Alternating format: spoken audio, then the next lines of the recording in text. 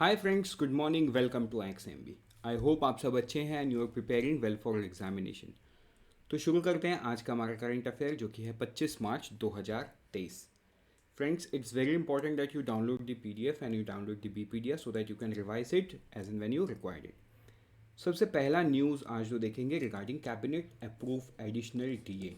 तो जितने भी सेंट्रल गवर्नमेंट एम्प्लॉय हैं उनका जो डीएनएस अलाउंस, जिसको महंगाई भत्ता भी बोलते हैं, अब ये जो डीएनएस अलाउंस है ये लिंक्ड किससे है? इन्फ्लेशन से। देश में जैसे जैसे इन्फ्लेशन बढ़ेगा वैसा वैसा ये डीए भी बढ़ेगा।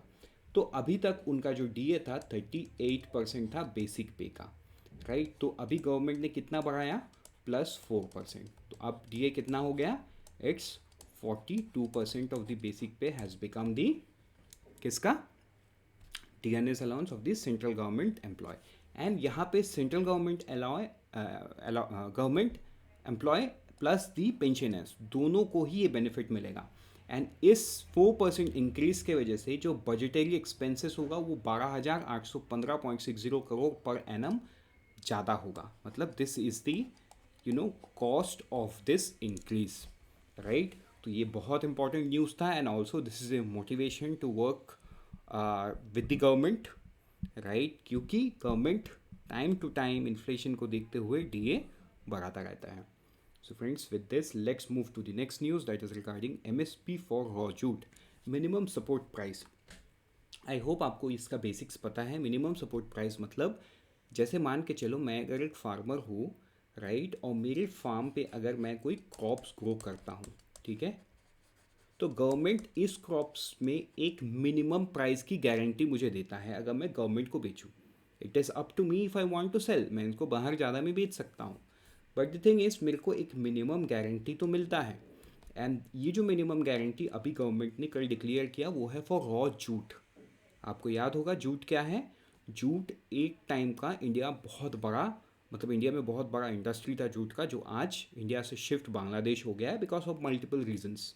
अगर आपको रीजंस जानने हैं तो हमारे यूट्यूब चैनल टारगेट आरबीआई में आपको एक वीडियो मिलेगा इंडियाज जूट इकोनॉमी करके, ठीक है, जूट इकोनॉमी। आप इस वीडियो को देख सकते हो ताकि आपको वो समझ में आए, ठीक है, for raw jute for 2023-24 season. The Cabinet Committee on Economic Affairs, chaired by the Honorable Prime Minister Shri Narendra Modi, has done it. Cabinet Committee on Economic Affairs. The approval is based on recommendation of Commission for Agriculture Cost and Prices (CACPs). The MSP of raw jute क्या fix किया गया? Eight ₹5,050 पर quintal for 2024 season. मतलब अभी जो harvesting होके बिकेगा वो 5,050 रुपये पर क्विंटल गवर्नमेंट उसको खरीदेगी, ठीक। ये बहुत इंपॉर्टेंट है। अगर आप इसको समझोगे कि 5,050 में पर क्विंटल में कितना फ़ायदा उनको होगा, तो as per the government estimates it's somewhere around 63.20% over the all India weighted average cost of production. मान के चलो कॉस्ट ऑफ प्रोडक्शन कितना है? 100 रुपीज़। तो उनको एमएसपी के तौर पे 163 मिलेगा, मतलब 63 रुपीज़ उनको प्रॉफिट मिलेगा over the cost of production, ठीक है। तो यहाँ था ये चीज़ समझने के लिए। अब हम बढ़ते हैं आगे नेक्स्ट न्यूज़ में, वो है प्रधानमंत्री उज्ज्वला योजना। तो ये जो प्रधानमंत्री उज्ज्वला योजना है इसको कैबिनेट का अप्रूवल मिल गया है, ठीक। कितने के लिए? और 1 साल इसको एक्सटेंड किया गया है। So the cabinet committee on economic affairs ने क्या अप्रूव किया है?